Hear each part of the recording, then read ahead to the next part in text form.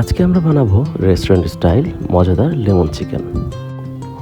Lemon chicken বানাতে আমরা আজকে নিয়ে নিয়েছি মুরগির রানের অংশ।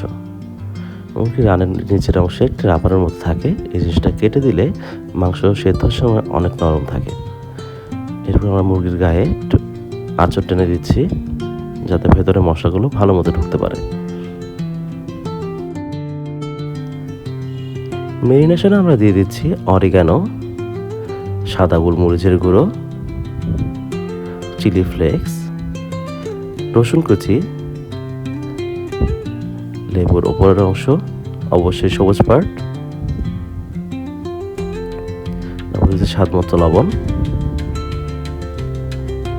সয়াবিন তেল। এবার সবগুলো একত্রে ভালো মতো মাখিয়ে নিতে হবে এই পিঠ ওপিঠ করে। শেষে দিয়ে দিচ্ছি লেবুর রস।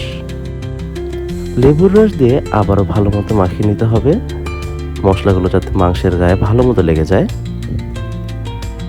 এই পর্যায়ে আমরা 10 থেকে 15 মিনিট মুরগিগুলো মেরিনেশন করে রেখে দেবো। প্যানে সয়াবিন তেল নিয়ে নিলাম, সাথে দিয়ে দিচ্ছি সামান্য বাটার। বাটারটা গলে আসলে আমরা এর মধ্যে দিয়ে দেব 2 চামচ ময়দা। এটা ভালো মতো নেড়ে নিতে হবে যাতে ময়দার কাঁচা গন্ধটা চলে যায়। তারপর আমরা দিয়ে দিচ্ছি 1 কাপ দুধ। দুধ দিয়ে ভালো মতো নাড়তে হবে। এবার ময়দার মিশ্রণটা একটু ঘন হয়ে আসলে দিয়ে দেবো আমরা চিকেন স্টক। হুইস্কারের সাহায্যে ভালো মতো সব মিক্সার করে নিতে হবে এবং দিয়ে দেবো আমরা সাদা গোলমরিচের গুঁড়ো।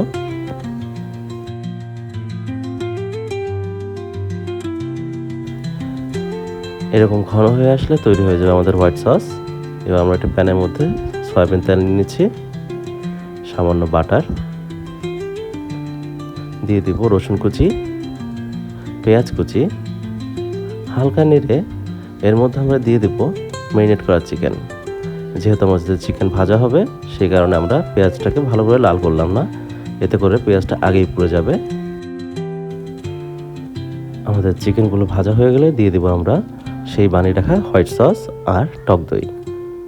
এখানে আমরা একটু বাঙালি স্টাইল ব্যবহার করেছি। আপনারা যারা টক দই না দিয়ে বেশি করে স্টকের যে হোয়াইট সসটা তৈরি করেছি সেটা দিতে পারেন।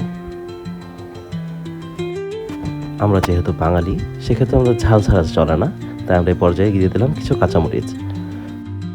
এরপর দমে রেখে দেবো আমরা কিছুক্ষণ।